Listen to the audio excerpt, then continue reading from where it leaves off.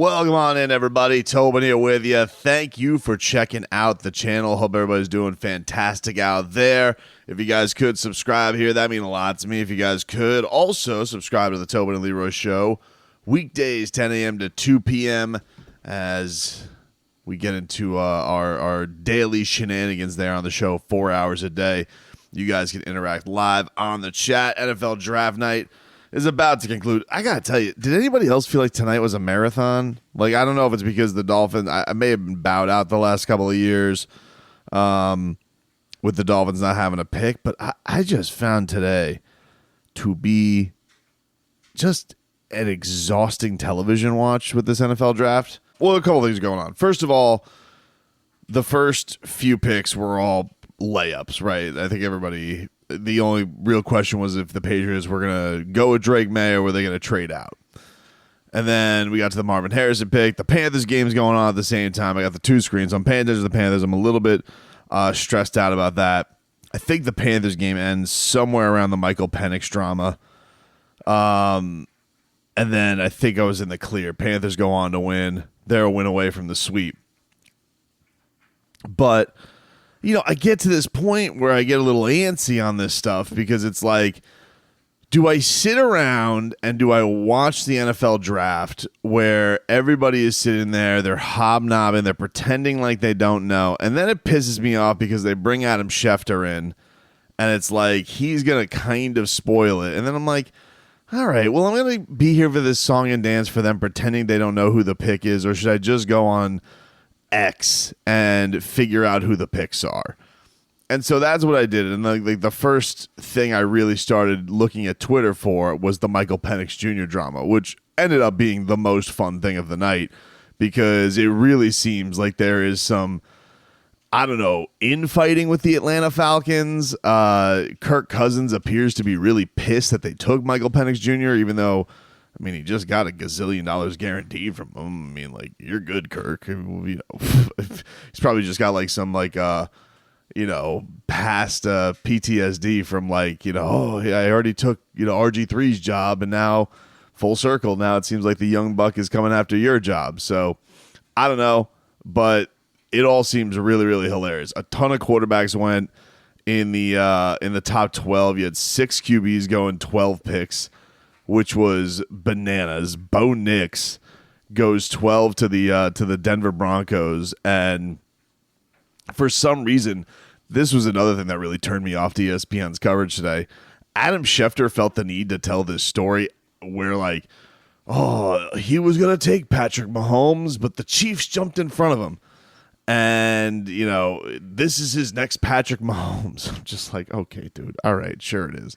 Bo Nix is going to be his next Patrick Mahomes. And all I kept thinking to myself is, you take 6 quarterbacks and 12 picks, that seems like you're setting yourself up for a failure. It just does. The Bears got their obvious tandem. But the thing that we were all wondering about with the Miami Dolphins, as we could swing it locally, what we care about is like, all right, what is this going to mean for the Dolphins? Ton of offensive players went. And then you get to 15, and Leatu Latu from UCLA, who a lot of Dolphin fans were gaga over. I mean, the JP comparisons, obviously, down to the medical retirement, to the school ties, to all that stuff, even though he ended up having his best year at the U. It was all there. And so you saw him start to go off, and then it felt like I'm watching the draft. I'm just like, I'm getting kind of sick of this TV coverage. And here's the thing that I found annoying about it, right? So is this the first year, or like have they been doing this now where the first round, because I felt like this used to be like a second round thing because the picks go a lot quicker, where like they'd kind of spice up the second round with like I don't know, what do you want to call it? Like they'd spice up the second round with like these like presentations, right? Maybe there'd be a couple, and they were doing something like every other pick. It was like, here's Cam Hayward for the man of the year. We're going to South Korea. Now we got a women's flag football team up there. Look, all great causes. Cool. Can we space them out a little bit? They were like bang, bang, bang. And then they had to get their commercials in. And so we were just like sitting here waiting on the pick is in. And I'm just like, who is down with this antiquated experience? And I was watching on ESPN. I don't have NFL Network anymore, so maybe that was a better experience. But ESPN stunk. And it was like they gave like 3 seconds of attention to the picks. It used to be like you would watch the picks, tons of looks in on the draft room, people being stressed. They don't do that anymore. I don't know if they don't want to hurt people's feelings or what. I know they didn't have a lot of draft candidates there. I think they only had like 12 or something like that. But like everything that you used to love about watching the draft just feels dried up. It wasn't there. And I find it to be on X way better experience. People are freaking out. People are telling you in real time what picks they want. The picks, you know them when they're picked, and you don't have to do this song and dance of the pick is in.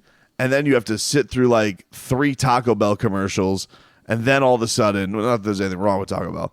And then you get to like this anticlimactic, here's the pick. But maybe we have a side presentation before we get to your pick. So I didn't enjoy the draft experience on television today. But I overall enjoyed, there was drama. Like there was juice, especially with the Falcons, all the QBs being taken.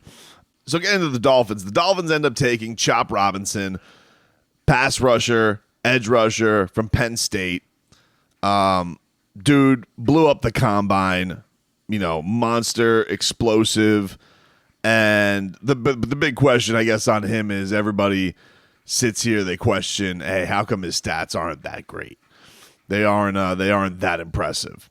But as far as measurables are concerned, and just as far as an athlete's concerned and a bulldog is concerned, hey, dude looks like he can do it. And I think everybody was really fascinated by what Miami was going to do with his 21st pick, because there's not many places they couldn't have gone where people would have been like, what? Because this one practically makes sense. The Miami Dolphins are going into a situation this year. They have lost Andrew Van Ginkel. Bradley Chubb has come back from an ACL. And Jalen Phillips is off an Achilles. They say they're rehabbing like demons, but who the hell knows? And some guys for pass rush coming off an Achilles, even as much of a freak as JP looks like, you don't really know. And they're going into, his 4th year. They picked up his 5th year option. So they got some time to figure kind of this thing out. But they've realized they're going to need, some more guys. This is the route that they went. Nobody really looked at this, and nobody went with the defensive tackle. The only defensive tackle that would have gone up there with him was Byron Murphy. He went 5 picks early. I know a lot of Dolphins fans liked him. Then some Dolphins were into Dallas Turner, who people thought slipped a little bit, but he also has some, raw comparisons. So he drops. Then you lost, you probably lost the next pass rush guy that everybody was into, which was Jared Verse from FSU. And then, people were into Mims and people were into Fautanu and all these guys. You're like, and look, I see all the Malcolms. And I'm not like a draftnik, guys. I'm not. I don't pretend to act like I grind through this stuff. I don't.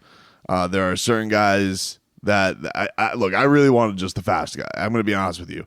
Very jealous of the Chiefs.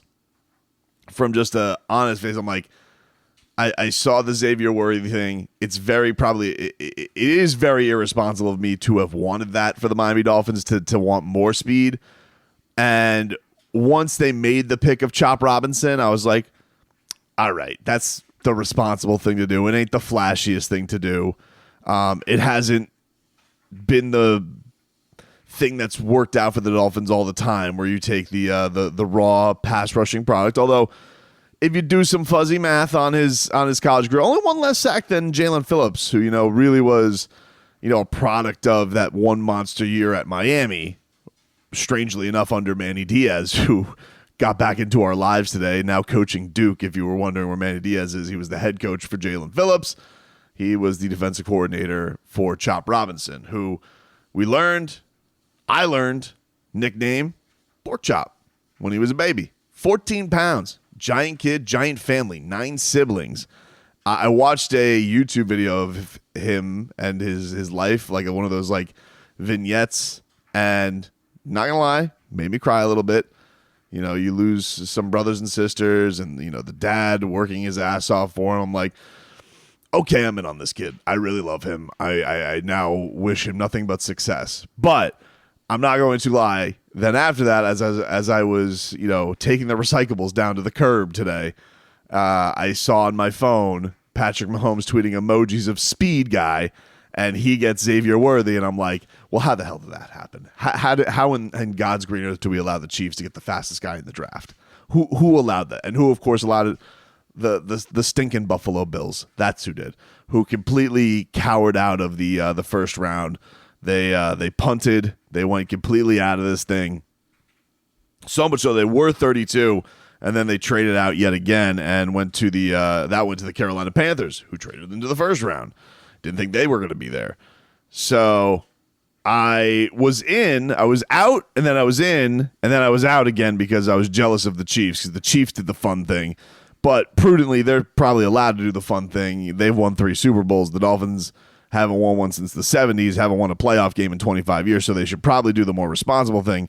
But I don't even know if they did the most responsible thing, because the most responsible thing probably would have been take a lineman, but it's like, what lineman should you have taken at that point?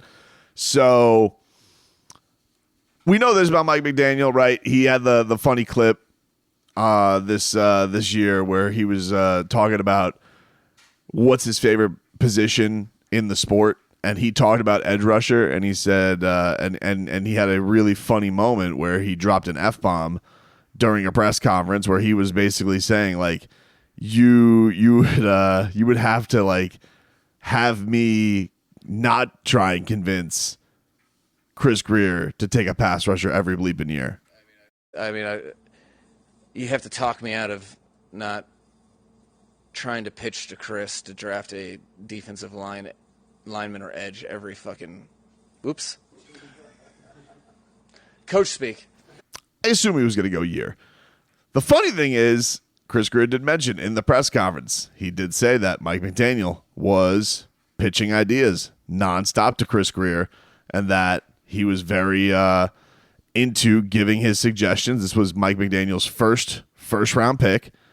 And so if that's the case, he stayed true to his word. He stayed true to pitching the Chop Robinson pick and having him come in at 21. So I will say probably a weird thing for Jalen Phillips, who was at the team draft party today. I'm sure that he put on the nice face because he's a class dude and all that. But I'm sure that had to be a little bit weird for him, where you see that in a little bit of a, like, it's probably somewhat like what Kirk Cousins is feeling, although Kirk Cousins did just feel like he just signed up to be the Falcons' long-term QB, and they just drafted Michael Penix like out of nowhere. But it was like, Michael Penix was probably going to go the way the quarters are going in the first round, but I don't think anybody saw Falcons. Falcons, what? Crazy. And the thing that's weird about the Falcons that's going on right now is, like, you think about how strange it has been, because everybody thought they were going to hire Bill Belichick as their head coach. Then they're just like, nah. And then they get Kirk Cousins, but everybody's like, you tampered for him. And they give him $1 gazillion. And then they draft Michael Penix, surprisingly. And their GM looks like he is, I don't know if he's arguing, quibbling with Arthur Blank, but there's a really funny video going around of that on the internet for today.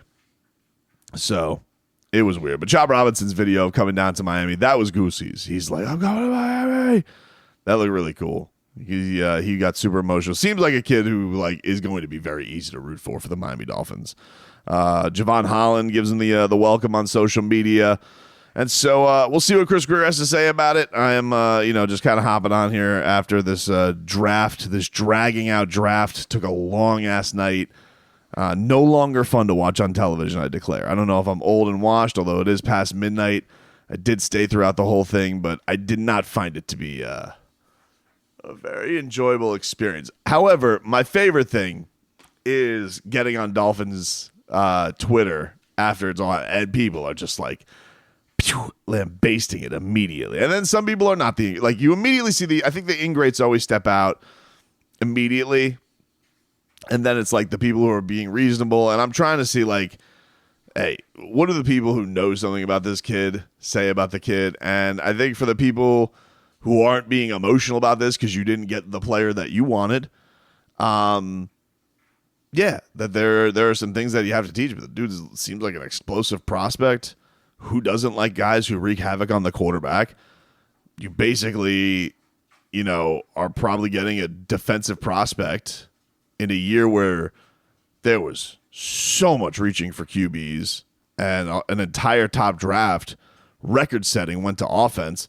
So you're probably getting a better defensive prospect at 21 than you ever would have in a defense that needs to bolster its talent. It does. I mean, very, very clearly, especially after losing Christian Wilkins. So I'm for it.